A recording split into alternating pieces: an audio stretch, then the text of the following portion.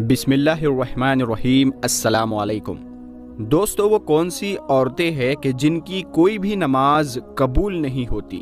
تو پیارے دوستو، ویڈیو بہت ہی خاص ہے اور بہت کام کی ہونے والی ہے، خاص کر عورتوں کے لیے، تو اس ویڈیو کو آپ لوگ پورا ضرور دیکھنا۔ ایک مرتبہ ام حامی رضی اللہ تعالی عنہ رسول اللہ صلی اللہ تعالی علیہ وسلم کے پاس آئی، کہتی ہے یا رسول اللہ صلی اللہ تعالی علیہ وسلم، میرا جی چاہتا ہے کہ میں آپ کے ساتھ نماز پڑھوں۔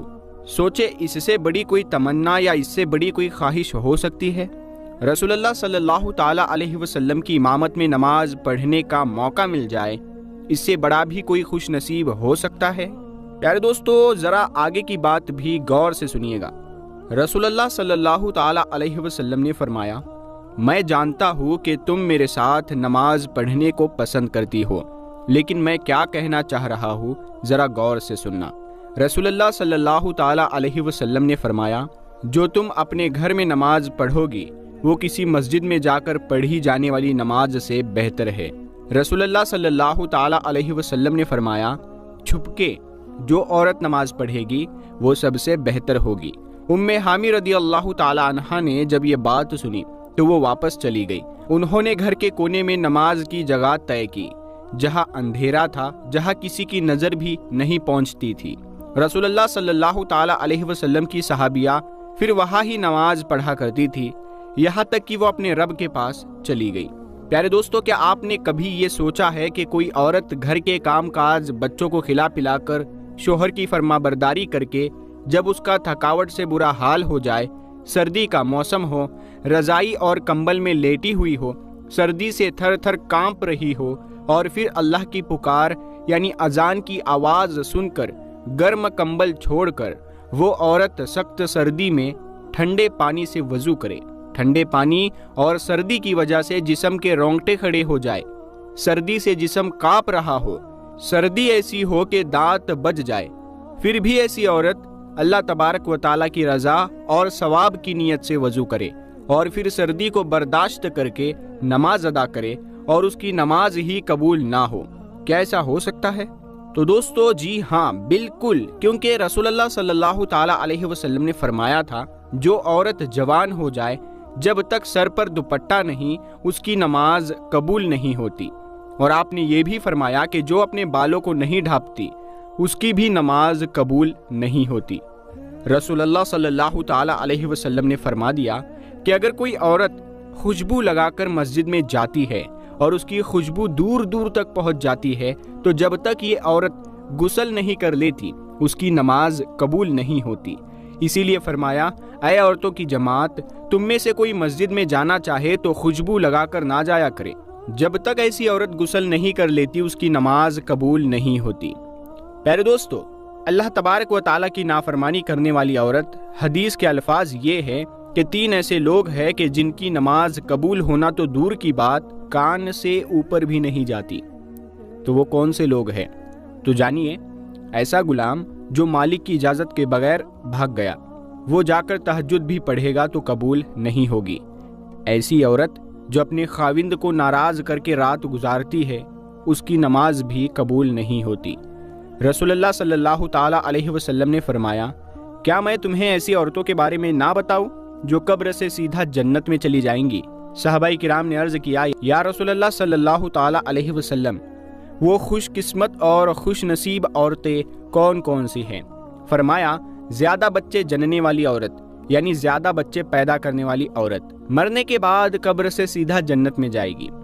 پھر فرمایا، جب شوہر ناراض ہو جائے تو شوہر کو جلدی راضی کرنے والی عورت، جب شوہر ناراض ہو جائے تو شوہر کے ہاتھوں میں ہاتھ رکھ کر جو بیوی کہتی ہو، اے میرے سرتاج، جب تک آپ راضی نہیں ہوں گے میں کھانا نہیں کھاؤں گی، جب تک آپ راضی نہیں ہوں گے میں پانی نہیں پیوں گی، جب تک آپ راضی نہیں ہوں گے میں بناؤ سنگار نہیں کروں گی، جب تک آپ راضی نہیں ہوں گے میں زیب و زینت نہیں کروں گی، جب تک آپ راضی نہیں ہوں گے میں اس وقت تک اپنی آنکھوں میں کاجل یا سرما ہرگز نہیں لگاؤں گی۔ وہ عورت جو اپنے شوہر کے ساتھ ٹوٹ کر محبت کرتی ہے، ٹوٹ کر پیار کرتی ہے، اللہ پاک اور اس کے رسول کی رضا کے لیے اپنے شوہر کی عزت کرتی ہے، ادب کرتی ہے، احترام کرتی ہے، شوہر کی خامیاں دوسری عورتوں کے سامنے بیان نہیں کرتی، ہمیشہ شوہر کی تعریف ہی بیان کرتی ہے۔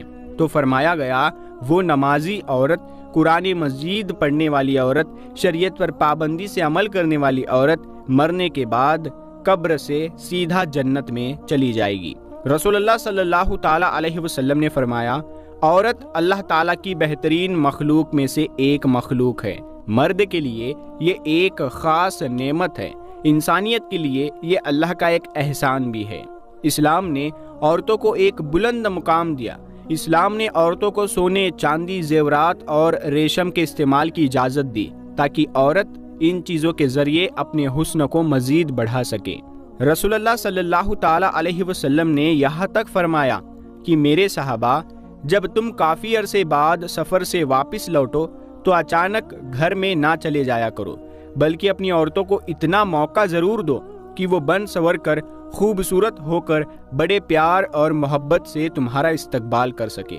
مگر ان سارے کاموں کے لیے اسلام نے ایک شرط بھی رکھی ہے کہ عورت بناؤ شرنگار کر کے مارکیٹوں کی زینت نہ بنے، عورت بن سنور کر بازاروں کی زینت، بازاروں کی رونق نہ بنے۔ عورت اپنے آپ کو مزید بناؤ شرنگار کرے، یعنی بے حد خوبصورت میک اپ کرے، مگر صرف اپنے شوہر کے لیے اور اپنے شوہر کو دکھانے کے لیے میک اپ کر سکتی ہے، غیر محرم مردوں کے سامنے پیش نہ ہو، کیونکہ ایسا کرنے سے اللہ تبارک و تعالی ناراض ہوگا۔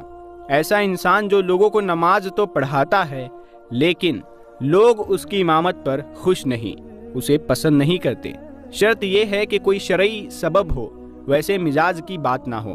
ایسا انسان کہ کسی سبب کی وجہ سے لوگ اسے پسند نہیں کرتے تو ایسے انسان کی نماز بھی قبول نہیں ہوتی۔ اور صحیح التغریب کی روایت بھی سننے والی ہے، فرمایا ایسے انسان کی نماز بھی قبول نہیں ہوتی کہ جس کو کہا گیا کہ تم جنازہ نہ پڑھاؤ، لیکن پھر بھی وہ ضد کرتا ہے کہ میں ہی پڑھاؤں گا، کہتا ہے کہ میں ہی پڑھاؤں گا اور ضد کرتا رہتا ہے۔ تو یہ کوئی نمبر لینے والی بات تو نہیں ہے کہ اس پر کوئی جھگڑا کیا جائے کہ بس میں پڑھاؤں گا، کوئی اور نہ پڑھائے۔ کسی عام مسلمان جو کلمہ پڑھتا ہے، عقیدے والا ہے، اس کے پیچھے ہم سب کی نماز ہو جاتی ہے، کوئی حرج نہیں ہے۔ اگر علم والا بھی یہ سوچے کہ نہیں ایسا نہیں ہوگا تو پڑھوں گا، تو یہ علم کا رنگ تو نہ ہوا۔ علم کا رنگ تو یہ ہے کہ میرا پیارا بھائی پڑھے گا، میں اس کے پیچھے پڑھوں گا، میرا یہ پیارا بھائی پڑھائے گا، یہ بھی مسلمان ہے، میں اس کے پیچھے بھی پڑھوں گا، یہ دونوں مجھ سے 1 نہیں 10 نہیں 100 گنا زیادہ نیک ہے، یہ تو میرا رب جانتا ہے، میں کیوں اس طرح کی سوچ بنائے بیٹھا ہوں کہ مجھ سے کوئی بڑا، کوئی نیک نہیں۔ اللہ تعالیٰ نے ایسے نیک بندے اس دنیا میں رکھے ہیں، ہم نے کبھی ان سے ملاقات نہیں کی ہوگی۔ اللہ کے بڑے بڑے نیک بندے ہیں۔ ایک بزرگ فرمایا کرتے ہیں کہ تقویٰ کی تعریفیں تو لوگ بہت کرتے ہیں، تقویٰ یہ بھی ہے کہ اس وقت تک انسان صحیح متقی نہیں بنتا جب تک دوسروں کو اپنے سے اچھا نہیں سمجھتا۔ ایسا تقویٰ بھی اللہ تعالیٰ ہمیں نصیب فرمائے۔ اللہ تعالیٰ سب کو اپنی رحمت نصیب فرمائے اور سب کی عبادت قبول فرمائے، آمین یا رب العالمین۔ پیارے دوستو، اگر آپ کو یہ ویڈیو پسند آیا ہو تو آپ اس ویڈیو کو لائک کریں، اپنے دوستوں میں شیئر کریں۔ ہم ملتے ہیں آپ کو اگلی ویڈیو میں، تب تک کے لیے السلام علیکم۔